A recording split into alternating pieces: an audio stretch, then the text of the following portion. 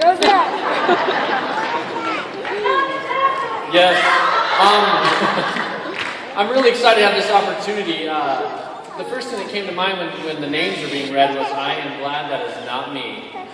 It made me reflect back on the first semester when one of our instructors said the word atelectasis. And I thought to myself, surely she means intellicatasis, but she's the instructor, so apparently I was wrong. And it didn't stop there. The next time I came across a word, I saw it and I said, hypertrophy. I said, that must be some sort of award they give to people with ADD or something, but then I later found out it was hypertrophy. The list goes on, but I won't bore you with that. So nursing is not only an art and a science, it's also a language. So I just want to say good afternoon to the wonderful supporters of this Mepn class of 2013. This day may be as much for you as it is for us, and an inexplicably good afternoon to my fellow graduates. The time has arrived, and just in case you're wondering, 15 months of blood, sweat, and tears just happened. So to put you all at ease, though, I will have you know this speech is written in APA format, with the proper reference page, and at least one citation from a nursing journal from the past 5 years. Thank you for a lot. So, when contemplating how to possibly capture our nursing school experience in just 3 to 5 minutes, only one thing came to mind: the nursing diagnosis. What better way to take something as simple as 3 to 5 minutes and make it as complex as a full 15 months experience? Please join me on this semester by semester diagnostic journey.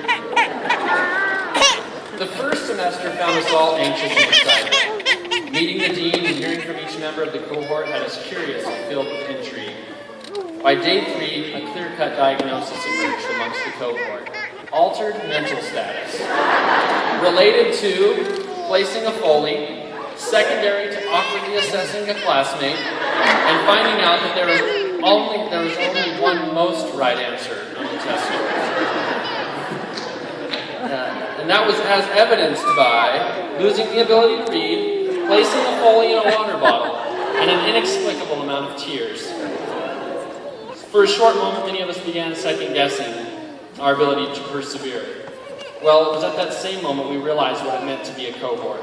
Study groups were formed, support was abounding, and lifelong friendships were kindled. The second semester brought new life and confidence.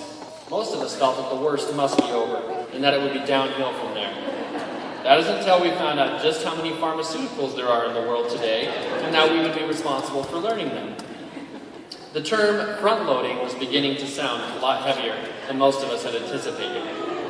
It was at that moment a new diagnosis was assigned: deficient knowledge, related to any and every topic being thrown at us, evidenced by constant conversation that this would be the test that would give us the ever-dreaded C.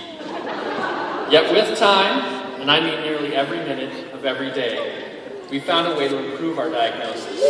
As we approached the ever-coveted winter break, a more appropriate diagnosis rose to the top: readiness for enhanced knowledge.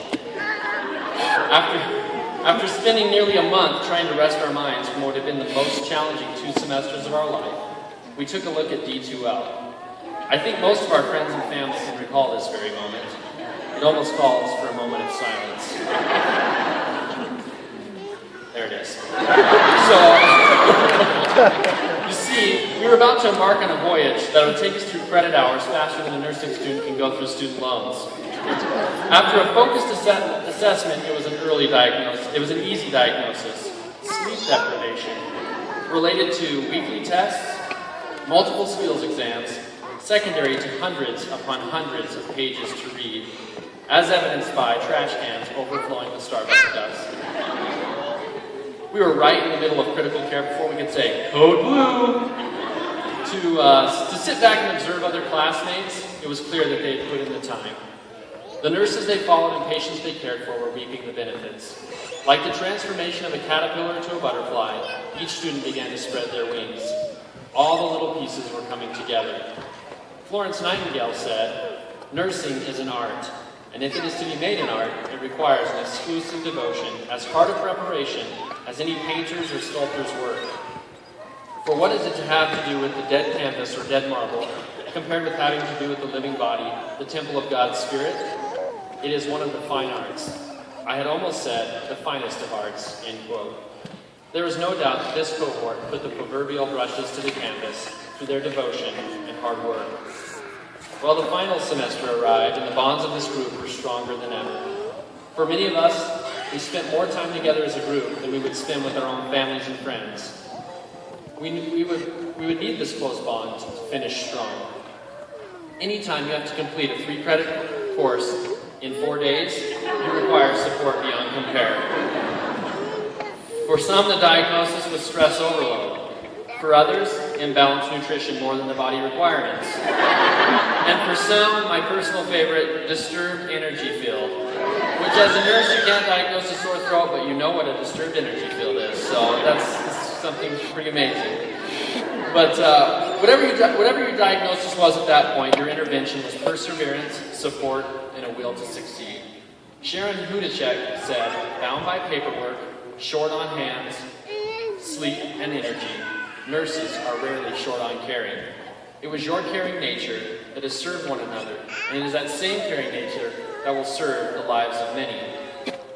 Now here we are, all dressed up in caps and gown. It's like a sea of smiles. I feel like most of us owe some part of this degree to a friend, Jared, family, you're out there, or faculty member, all right here. Because they really made this a possibility for you. No one can do this alone, I truly believe that. And the commitment of becoming a master's prepared nurse stretches far beyond the student alone. To those who supported us, we say thank you. Now it is time for your final diagnosis. Graduates, related to countless hours of sacrifice, immeasurable dedication, commitment beyond compare, and a desire to achieve, as evidenced by you sitting here today. Where you go from here, you will make a difference in the world and in the lives of many. You are as unique a group as this program has ever known. Congratulations, Mepn Class of 2013.